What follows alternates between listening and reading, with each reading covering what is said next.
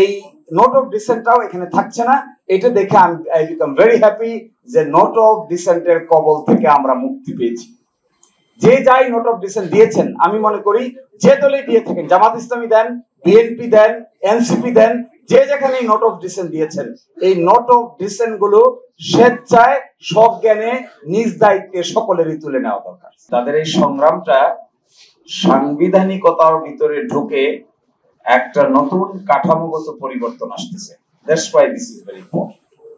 এমন যদি হয়তো সংগ্রাম রাস্তায় করে মানুষ পক্ষে বিপক্ষে মতামত দেয়, কিন্তু এটা কখনো স্ট্রাকচারাল ডিজাইনে পরিবর্তন আনে না, তখন সেই সংগ্রাম রাস্তায় থেকে যায়, ওই সংগ্রাম আর পরিপূর্ণতা পায় না।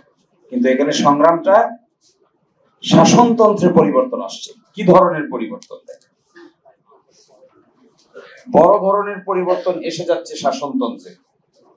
তার মধ্যে একেবারে মূল নীতি থেকে শুরু করে যে কয়টা চমকপ্রদ পরিবর্তন, যিনি প্রধানমন্ত্রী হবেন তিনি একই সালে দলীয় প্রধানের দায়িত্বে থাকতে পারবেন না। এই পরিবর্তন বিরাট ব্যাপার। আগে আমরা দেখেছি এক ব্যক্তি প্রধানমন্ত্রী, তিনি দলেরও প্রধান, তিনি হাউসেরও প্রধান, তিনি সরকারের প্রধান, সবই গণভবন। কিন্তু এখন যিনি দলের প্রধান হবেন তিনি আর প্রধানমন্ত্রী হতে পারবেন না। খুব ইম্পর্টেন্ট প্রশ্ন। আরেকটা বড় প্রশ্ন এখানে হয়ে গেছে, এসে যাচ্ছে, 10 বছরের বেশি কেউ ওই পাওয়ার স্ট্রাকচারের প্রাইম মিনিস্টার থাকতে পারবেন না, বিরতি দেই হোক আর একটা না হোক। বিরাট পরিবর্তন। একবার চিন্তা করেন, যতই অসুবিধাজনক শাসন আসুক না কেন, যত কঠিন শাসকেরই জন্ম হোক না কেন, 10 বছরের বেশি না, 10 বছর পরে তিনি ইনভ্যালিড হয়ে যাবে। সাংঘাতিক প্রশ্ন। এটা একবার চোখ খুললেই বাইরে হয়ে যাবে। এবার যারা প্রথম ভোট দেবে তারা একজন শাসক দেখেছে, একটা, দুইটা, তিনটা কনজিকিউটিভ 15 বছর। কিন্তু এখন যে পরিবর্তনের সূচনা করা হচ্ছে, সেখানে 10 বছর পরে অটো ওই ব্যক্তি ইনভ্যালিড হয়ে যাবে, কনস্টিটিউশনালি বার্ড হয়ে যাবে। ডেন্টিস্টের পরামর্শ নাও নতুন কোলগেট অ্যাক্টিভ সল্ট। বিরাট স্ট্রাকচারাল ডিজাইন পরিবর্তন হয়ে যাচ্ছে। পার্লামেন্টের দুইটা হয়ে যাবে, একটা হয়ে যাবে উচ্চ কক্ষ, একটা হয়ে যাবে নিম্ন কক্ষ। উচ্চ কক্ষ গঠিত হবে, নিম্ন কক্ষের নির্বাচনে যে পার্সেন্টেজ হবে এই পার্সেন্টেজ অনুযায়ী উচ্চ কক্ষ গঠিত হবে। কোন দল যদি 5% পায়, 5%-এর বিনিময়ে তিনি 100 আসনের মধ্যে 5 জন পাবেন। কোন দল যদি 20% পায়, 100 আসনের এগেইনস্টে তিনি 20টা আসন পাবেন। কোন দল যদি 60% পায়, 100 আসনের এগেইনস্টে তিনি 60টা পদ পাবেন উচ্চকক্ষে। তাহলে দেখবেন উচ্চকক্ষে কোন দলের পক্ষেই এককভাবে সংখ্যাগরিষ্ঠতা অর্জন করা সম্ভব হবে না। ধরেন বাংলাদেশে একটা দল এককভাবে কত পার্সেন্ট ভোট পায়? 30, 40, 45, 42, 43, তাহলে 100-র ভিতরে 43 জন পাবেন। এর মানে কি দাঁড়াচ্ছে? এটার নাম হবে সিনেট। এখানে প্রস্তাব করেছে এটার নাম হবে সিনেট। নিম্ন কক্ষের নাম হবে সংসদ, উচ্চ কক্ষের নাম হবে সিনেট। তাহলে নিম্ন কক্ষে একটা বিষয় পাশ হয়ে যাওয়ার পরে উচ্চ কক্ষের একজন স্পিকার, ডেপুটি স্পিকার আছে, নিম্ন কক্ষের আরেকজন স্পিকার, ডেপুটি স্পিকার আছে। ওই ডেপুটি স্পিকার উচ্চ কক্ষের জন হবে বিরোধী দল থেকে, নিম্ন কক্ষের ডেপুটি স্পিকার হবে বিরোধী দল থেকে। আর্টিকেল 70-এর ব্যাপারে বলছে দুইটা ছাড়া বাকি সব নিজস্ব পার্টির বিরুদ্ধে ভোট দিতে পারবে। স্বাধীনতা পাচ্ছে সংসদরা, সাংসদরা স্বাধীনতা পাচ্ছে, সংসদ সদস্যরা লিবার্টি পাচ্ছে। এক হলো অর্থ বিল, আর একটা হলো নো কনফিডেন্স। এই দুইটা ছাড়া বাকি সব জায়গায় দলের বিরুদ্ধে ভোট দিতে পারবে। প্রাইম মিনিস্টারের পার্টির মেম্বার অফ পার্লামেন্ট থাকা সত্ত্বেও প্রাইম মিনিস্টারের মতের বিরুদ্ধে গিয়ে আলোচনাও করতে পারবে, ভোটও দিতে পারবে, এগ্রিও করতে পারবে, ডিসএগ্রিও করতে পারবে। যে আমার ভাই যারা মৃত্যুবরণ করেছেন তাদের জীবনের বিনিময়ে, রক্তের বিনিময়ে structural design of the state পরিবর্তন হচ্ছে। সাংঘাতিক ব্যাপার। এটা যদি প্র্যাকটিস করা যায় আগামী 10, 20, 30 বছর, তাহলে বাংলাদেশ একটা নতুন শেপ নিবে, নতুন একটা কাঠামোগত পরিবর্তন ডেভেলপ হবে। 30 বছর চিন্তা করেন, চোখ বন্ধ করে 30 বছরে 10 বছর করে 3 জন লোক আসতে গেছে। যে লোক সরকার প্রধান সে লোক পার্টি প্রধান না, যে লোক হলো উচ্চ কক্ষে আছে সে লোক নিম্ন কক্ষে নাই, উচ্চ কক্ষে মেজরিটি এক দলের, নিম্ন কক্ষে মেজরিটি আরেক দলের। উচ্চকক্ষে হলে এই 20 জন কোনোভাবেই একমত হতে পারছে না, নিম্ন কক্ষে একমত হয়ে যাচ্ছে। এই যে একটা বিরাট বড় পলিটিক্যাল ডিসকাশনের জায়গা ওপেন হচ্ছে, এটা 30 বছর কন্টিনিউ করলে nation will see a new dimension in the political atmosphere. গণভোটের ক্ষেত্রে এটা বলেছে একটা আদেশ জারি হবে। এইটা দেখে আমি খুব আশান্বিত হয়েছি। এটা এখন বসে বসে পড়ছিলাম, এখানে বলা হচ্ছে আদেশটা কে জারি করবে। বলছে এই আদেশ জারি করবে হলো সরকার। সেহেতু সরকার গণ অভ্যুত্থানের মাধ্যমে প্রকাশিত জনগণের সার্বভৌম ক্ষমতা অভিপ্রায়ের ভিত্তিতে এই আদেশ জারি করিল। বড় একটা বিতর্ক থেকে বের হচ্ছে, যে বিতর্কটা আমরা ঐকমত্য কমিশনে বারবার করার চেষ্টা করেছিলাম। ঐকমত্য কমিশনকে তারা বলেছে সরকারের মূল ভিত্তি 106, সংবিধানের 106 অনুচ্ছেদ। এখান থেকে বের করতে কি যে সংগ্রাম করতে হয়েছে, এই সংগ্রাম এখন বাস্তবে রূপান্তরিত হচ্ছে। এখন আর 106 নাই, এখন এসে কি বলছেন, জনগণের সার্বভৌম ক্ষমতা ও অভিপ্রায়ের ভিত্তিতে এই আদেশ জারি করিল। এখন এনসিপি সহ বাকি সবার সাকসেস হবে যদি ডক্টর ইউনূসের নেতৃত্বে গঠিত সরকার ওই অট্টালিকার বাইরে এসে জনগণকে সাথে নিয়ে এই আদেশ জারি করতে পারেন, তাহলে that will B A real atmosphere. এবং দেখেন আরো ইন্টারেস্টিং, জুলাই জাতীয় সনদ বাস্তবায়ন আদেশ 25 উইদিন ব্র্যাকেট আছে সংবিধান সংস্কার।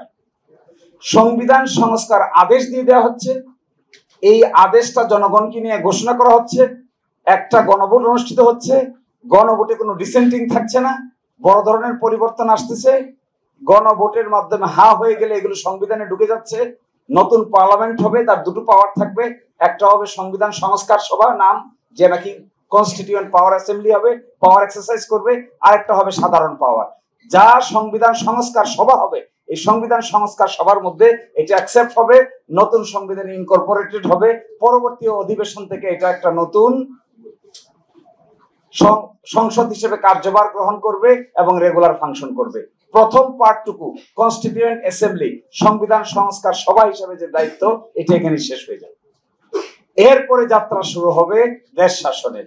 এই প্রক্রিয়াটা এখন যদি স্মুথলি পার করা যায়, without any unnecessary debate, without any unnecessary interruption, এই প্রক্রিয়াটা যদি পার করে নতুন সংসদ গঠন করা পর্যন্ত প্রক্রিয়ার মধ্যে যাওয়া যায়, সংবিধান সংস্কার সভা তার দায়িত্ব পালন শেষ, এরপরে নতুন পার্লামেন্ট যাত্রা শুরু করবে। এই অংশটুকু যদি এখানে ইনকর্পোরেট করে বাস্তবায়নের জায়গায় যাওয়া যায়, আমার ধারণা এই 1-1.5 বছরের সংগ্রাম একেবারে স্ট্রাকচারাল ডিজাইন পরিবর্তন করে বাস্তবে রূপান্তরিত হবে। মেজর ডিসেন্টিং পার্টটুকুতে যদি সরে এসেছে, যেখানে মেজর ডিসেন্টিং পার্ট ছিল এক জায়গায়, সেটা ছিল উচ্চকক্ষ নিম্নকক্ষ। উচ্চকক্ষ নিম্নকক্ষের জায়গায় আমরা মেজর ডিসেন্টিং ছিলাম না, মেজর ডিসেন্টিং ছিল উচ্চকক্ষ গঠিত হবে পিআর এর মাধ্যমে, এই জায়গায় ছিল মেজর ডিসেন্টিং। উচ্চকক্ষকে পিআর এর মাধ্যমে গঠন হতে দেওয়া হবে না, এখানে নোট অফ ডিসেন্ট দেওয়া হয়েছিল।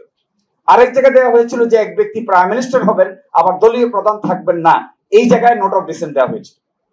নোট অফ ডিসেন্টের এই জায়গাগুলো আমাদের সামনে একটা স্টাম্বলিং ব্লক ক্রিয়েট করেছে। কেয়ারটেকার গভর্নমেন্ট কেমন হবে তার এখানে 5টা প্রপোজাল দেওয়া হয়েছে, অপশন 1, অপশন 2, 3, 4, 5।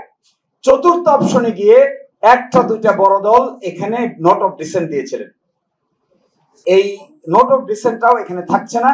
এটা দেখে আই বিকাম ভেরি হ্যাপি যে নোট অফ ডিসেন্টের কবল থেকে আমরা মুক্তি পেয়েছি।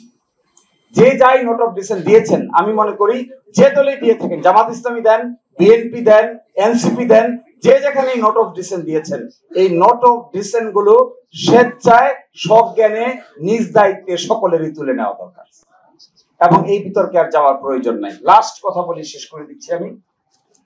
সবচাইতে ইন্টারেস্টিং মনে হয়েছে একটা কথা, আপনি প্রশ্নটা কিভাবে যাবে, আপনি কি জুলাই জাতীয় সনদ বাস্তবায়ন আদেশ 25 এবং ইহার তফসিল 1-এ সন্নিবেশিত সংবিধান সংস্কার প্রস্তাব সমূহের প্রতি আপনার সম্মতি জ্ঞাপন করিতেছেন কি না, এই হবে গণভোটের সাবজেক্ট ম্যাটার।